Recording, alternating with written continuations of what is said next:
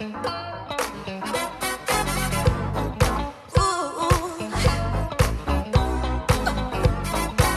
we all know that feeling where someone drops Mega Knight after Mega Knight after Mega Knight, and then they just keep spamming it at the bridge, and it just drives you insane?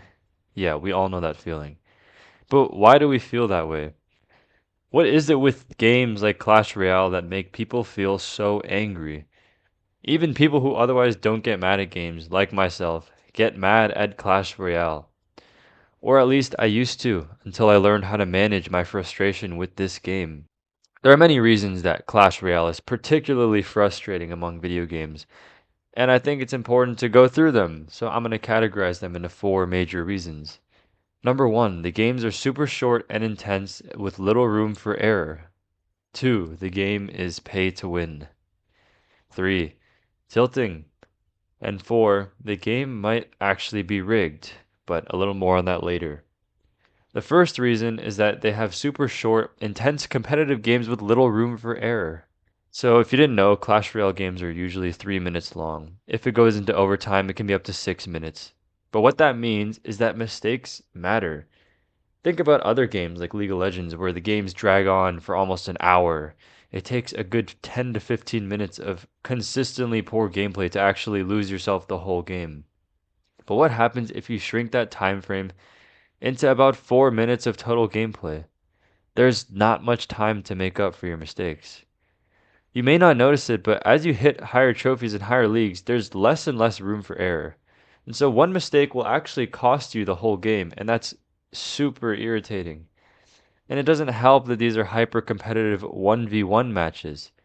And the reason it matters is that it's 1v1 because 1v1 games are much more intense, competitive, and annoying. And you'll notice that difference if you've ever played Rocket League. If you go from 2v2s or 3v3s to playing 1v1s, you'll realize the difference. 1v1s put more pressure on you. Every mistake is your responsibility, and the skill disparity between you and the opponent gets exposed very easily. And so this makes these mistakes and losses feel very personal.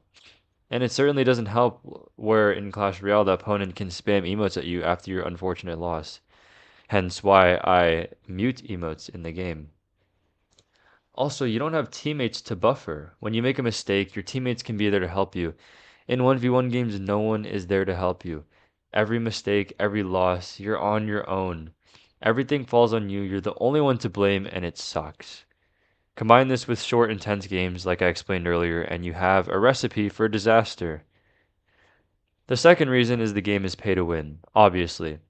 How many times have you complained that the opponent won because he or she was over leveled?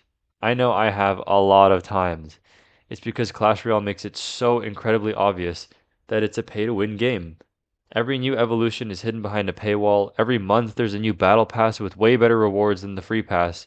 And perfectly, they put it right next to the free pass so that you can see all of the really useful items you'd love to have, but you'll never get until you pay $12. This would happen to me until someone recently. Anytime I saw someone with the battle pass beat me with maxed out cards, I'd get angry. It was just so unfair. Why am I being punished for taking the more challenging and hard fought route of not paying for my cards?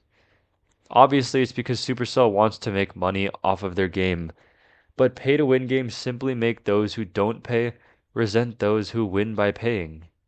And it almost makes you feel like you have to pay if you are to continue making progress in the game, which do not think that because it's not true. Third reason is tilting. While this is not unique to Clash Royale and it can happen in any game, it happens much faster in Clash Royale because of the faster game pace. Instead of losing one game every 40 minutes, you'll lose one game every 3 to 6 minutes, and then the cycle of negative feedback becomes so fast. And sometimes you might even get 3 crowned and you'll lose in under 3 minutes. And then if you try to rush to get back up, it doesn't work. You lose, you get angrier, then you start losing because you're getting angry, which makes you even angrier, and you know how this goes. The fact that this can happen so easily in Clash Royale is really infuriating, especially when you see your trophy count get lower and lower and lower, and there's nothing you can do to stop it. Thankfully, you can't drop to lower leagues anymore, but when that used to happen, it would be awful. Can you imagine losing so many games in a row that you drop two whole leagues? Yeah, it's not really that fun, and it gets pretty annoying. And then the fourth reason, as I mentioned earlier, the game might be rigged. Now, what does that mean? So it's hard to give a really sound argument for this because it's only based on testimony from players. But those players are numerous, and they include myself. So people claim that whenever they change their deck, they go against different types of decks, specifically those that counter theirs. So they're claiming that, for example, if they put P.E.K.K.A into their deck after having never used P.E.K.K.A before, they will suddenly face new counters to P.E.K.K.A that they have never faced before. This apparently happens anytime they switch decks, which means the game is somehow constantly putting them against cards that counter their own. And one person even complained that they switched their deck every 2 games for 30 games and would constantly face counters to their deck, which infuriated them. Some people claim that this was because the game is designed to keep you at a 50% win rate, but I don't really know where that number comes from and I have no way to confirm it, so I would take that with a huge grain of salt. Now, personally, I've felt that when I change my deck, my opponents do start using new cards, and those cards tend to counter mine. And when I start losing, I face more and more counters instead of getting easier matchups. Now, what does all this mean? What do we do about this? How can we, combat these negative aspects of the game and make it a more enjoyable experience? So, the way I do it, and and this is for all people who still like Clash Royale and don't want to quit, to combat the supposed rigged matchmaking and tilting, you should stop playing after a single loss. Unless you truly felt like the loss was due to your laziness or not focusing on the game, you should get off the game and take a break for at least 20 minutes before playing again. And if, let's say, you're playing a game in class, it's very easy. Just stop playing the game and pay attention in class. You should also completely ignore all of the pay to win mechanisms. This is just my opinion, and I'm not going to tell you how to spend your money, but I believe this is a poor use of your hard earned money. It's not necessary for your enjoyment, so why bother paying for it? The most important tip, though, that will help not just in this game but in all video games, is to stop taking the game so seriously. We all get excited in competitive games and we all want to win, win, win, and rank up and rank up. It's normal, but it's not necessary. We don't need to always be in hyper competitive overdrive. So what if you lose a match? Well, you lose trophies. So what if you lose trophies? Well, you D-rank. So what if you D-rank?